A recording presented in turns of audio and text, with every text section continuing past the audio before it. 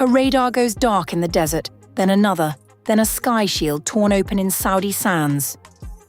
THAAD missile defense system blinks under fire as Iran's strikes cut through billion-dollar eyes in the sky. If America can't see the missiles coming, how long before it can't stop them?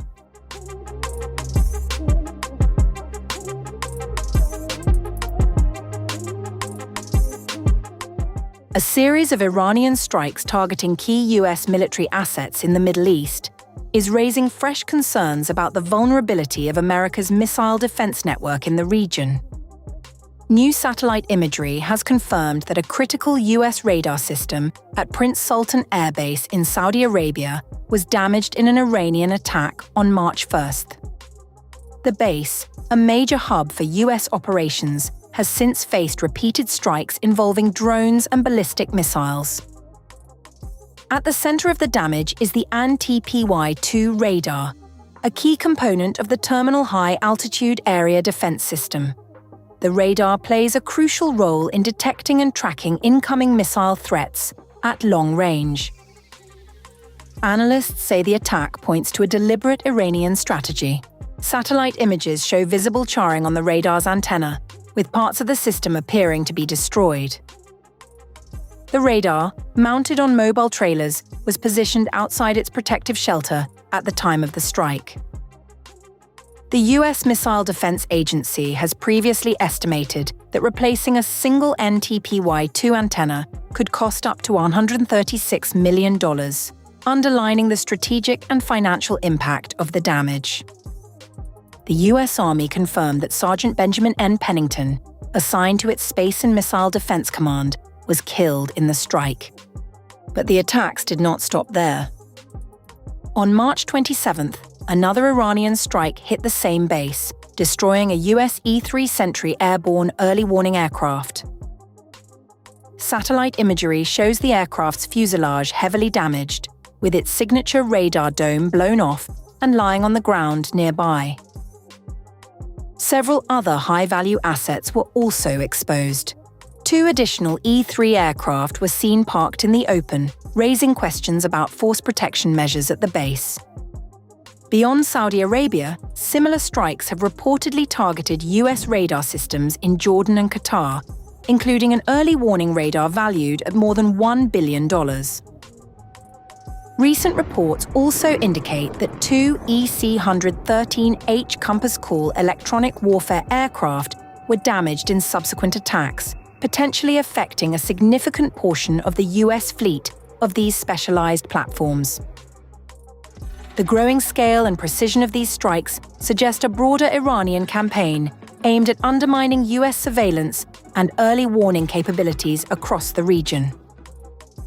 The same missile strike is believed to have also destroyed a KC-135 Stratotanker aerial refueling aircraft at the base, further compounding the losses. So far, the Pentagon has declined to comment in detail, citing operational security concerns. But as these attacks continue, they are exposing a critical reality. Even some of the most advanced and expensive components of America's missile defense architecture may not be as secure as once believed, raising urgent questions about preparedness in an increasingly volatile region.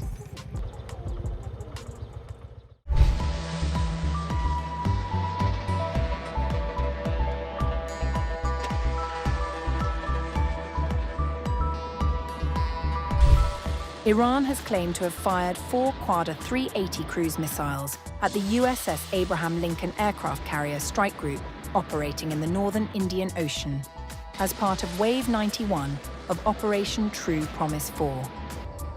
The IRGC said the naval strike was carried out alongside a broader assault on military and infrastructure targets belonging to what it called American Zionist forces across the southern Gulf states, using ballistic missiles, Qadr cruise missiles, and attack drones. The Abraham Lincoln Strike Group of the American aggressors in the northern Indian Ocean was targeted with 4 Quadr-380 cruise missiles. The strikes did not end there. In the second phase of the same operation, ballistic missiles were fired at a gathering of American flight engineers and fighter pilots at a location outside one of the US bases in the UAE. In the second wave of this intelligence and offensive operation, a secret gathering place for flight engineers and pilots of American fighter jets outside one of the enemy's bases in the UAE was accurately struck using ballistic missiles, with field reports and the extensive movement of ambulances, indicating a large number of dead and wounded. Moments later, the IRGC said it carried out a heavy attack on a unit of American MQ-1 drones at the Ali Al Salem base in Kuwait. The IRGC Navy also issued a warning, saying traffic through the Strait of Hormuz was under continuous surveillance by its systems, and that any movement by enemy forces would be met with an immediate response from its fighters. Traffic in the Strait of Hormuz is under the surveillance of the IRGC Navy's systems, and by the grace of Allah, the slightest movement by the enemies will be met with a decisive response from the fighters of this force.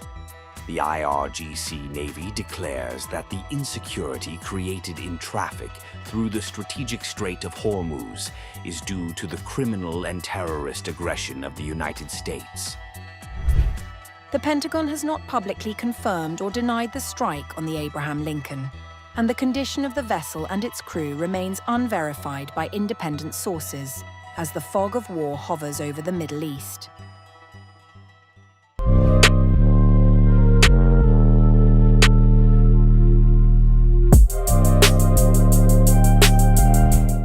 A new warning from Yemen's Houthi movement is raising concerns over the stability of one of the world's most critical shipping routes, as tensions in the Middle East continue to escalate. A senior Houthi official has indicated that the Iran-backed group could move to close the Bab el-Mandeb Strait if Gulf countries join ongoing United States and Israeli military operations against Iran. We bear a religious, moral, and humanitarian responsibility that precludes us from standing idly by. The option of closing the Bab el-Mandeb Strait is a Yemeni option that can be implemented should the aggression against Iran and Lebanon escalate savagely, or if any Gulf state becomes directly involved in military operations in support of the entity or the United States. The narrow waterway, located at the southern entrance to the Red Sea between Yemen and Djibouti, is a vital corridor for global trade, controlling access to the Suez Canal. Such a move would come at a time when global energy markets are already under strain, following Iran's effective closure of the Strait of Hormuz last month. Together, the two choke points handle a significant portion of the world's oil shipments, and disruption at both could have far-reaching economic consequences.